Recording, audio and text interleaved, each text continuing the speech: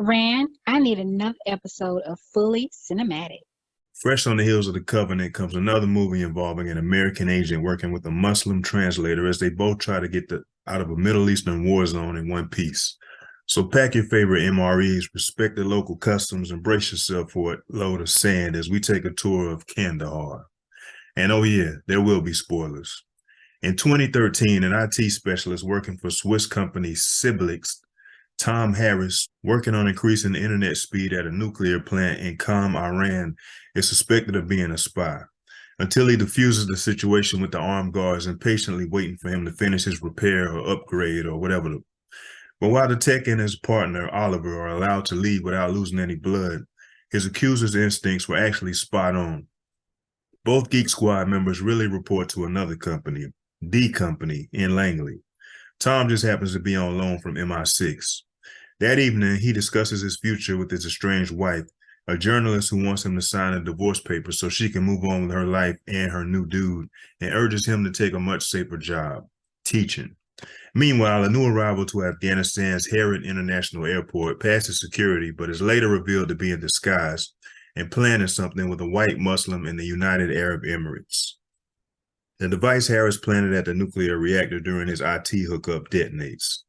This prompts a meet between Taliban shot callers who make plans to retaliate. The most vocal and operative for Pakistan's Inter Services Intelligence Agency checks in with ISI HQ in Islamabad. Elsewhere, Tom's missus is kidnapped while Tom is greeted by Roman, the white Muslim, at a house party. Roman offers a mission with cash stacks, but Tom wants to make his 17-year-old daughter Ida's high school graduation. He accepts so that he can afford to put her through med school with the payout.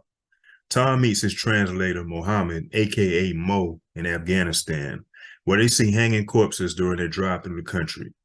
The following day, Mo visits his son's grave while global news media outlets report the kidnapping, and Oliver is located and killed in the Helmand province. Various organizations are soon contracted to bag the surviving saboteur, whose face and alias are broadcast on TV. As Tom and Mo frantically attempt to flee, the first hit team locates them, kicking off a demolition derby with their Nissan pickup, which becomes a high-speed chase through back roads that ends with a flat tire. Mo's mission, by the way, is finding his wife's sister. So the race is on to a CIA base in Kandahar, which is 400 miles away, so they can be extracted. That night, a helicopter finds them on a dark road, even with the headlights off, and a shooter puts a couple hot ones in the engine block, necessitating a cat-and-mouse game on foot amongst rocky outcroppings. Tom uses Mo as bait to down the chopper with an AK. In the aftermath, Tom reveals during a heart-to-heart that his previous translator was killed.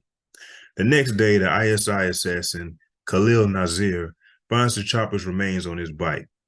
Mo and Tom surrender to a caravan and takes them to a Tajik militia training camp in Farah, located in western Afghanistan. Mo accuses the mercenary leader, Ishmael, of being a traitor and of killing his son, among thousands of others.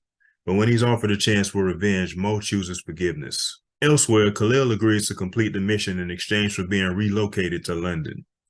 Meanwhile, our duo is surrounded on the road and subsequently strung up and tortured for treason and spying, respectively, until ISIS attacks, with Roman among them.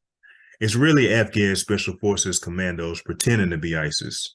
And during the escape, Roman takes fire to the gut and rolls out of their vehicle. Facing Khalil's truck, he's fatally shot and dies praising Allah. When Mo and Tom's truck is hit and rolls, Khalil calls off the advancing Taliban forces so he can take them out himself. Khalil and Tom shoot each other with handguns, prompting the Taliban to converge again.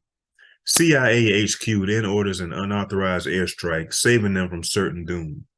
Tom and Mo manage to make it to the transport, and the former vows to accompany the latter to find his sister-in-law. Elsewhere, Tom's wife is released. Surprisingly enough, Khalil survives too. Ida picks Tom up at the airport and Mo reunites with his family. Though Kandahar comes dangerously close to being a white savior movie, Tom is the primary target and ultimately only survives due to the timely intervention of his own group of white saviors, which of course benefits Khalil as well. Though the two films are suspiciously similar, Kandahar is not quite as good as The Covenant, but it's still a decent watch and worthy of inclusion in your Gerard Butler collection, alongside 300, Hunter Killer, Plane, The Ugly Truth, Den of Thieves, and maybe The Odd Number has fallen movies. I was bold about the similarities between Kandahar and The Covenant being suspicious. It happens. Batman v Superman and Captain America Civil War were released 2 months apart. Instead of 2 movies about an orphan billionaire philanthropist playboy being manipulated into fighting an idealistic superpowered hero with blood on his hands, Covey and Candy featured 2 combat veterans hauling ass from militias with the aid of a local translator after losing the previous one, only to be rescued by U.S. air support at the last minute. Gerard Butler's been quietly compiling a pretty decent resume in between horrendous blips. And this is one of the watchable ones. In other news, I thought I'd take the time to highlight some comments from another show. After checking out my early review of Spinning Gold, Alex Vigil 29 said, "I like Spinning Gold. Fun movie, great 70s soundtrack." Damn good soundtrack, Alex. Ken Mills 7512 also weighed in on Spinning Gold, revealing that the inaccuracies make it problematic. The sprinkler thing never happened. They have Kiss playing a song that was not written at the time, and they claimed it was. The movie is so full of mistruths needlessly. Thanks for your video. Interesting, Ken. Thanks for the information. It bugs me when filmmakers slack off on the research, and when they completely make things up to insert in the real stories. Dramatic license makes perfect sense in instances when the details have been lost to time, but we're talking about 1970s LA here, not ancient Greece. Cam Fairchild's response to Ken's comment was, "This looks like high school kids put this movie together for a senior year project after researching Casablanca records on Wikipedia."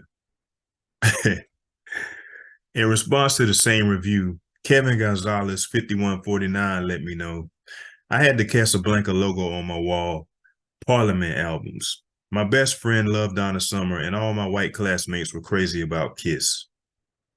Keeping with the theme, Romer Jusu 3804 threw in these 2 cents about Spinning Gold. The true story of Donna Gaines' name change is that she married an Austrian man, Helmut Sommer.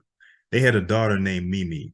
She recorded a single called Denver Dreams, and the printer on the paper record cover misspelled it as Summer, and they decided to keep it that way. Neil might have legally changed it in the USA, but I don't think so. Good to know, Romer. You're probably right. X Align said, "No word about Prague glam supergroup White Clad Angel."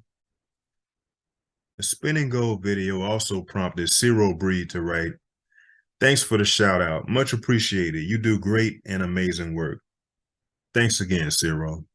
Shout out to Ken Mills 7512, Alex Vigil 29, Kevin Gonzalez 5149, Romer Jusu 3804, X Align, and Ciro Breed for dropping comments.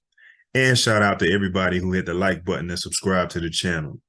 But I've had enough of this conversation, so I'm logging off. Fully cinematic.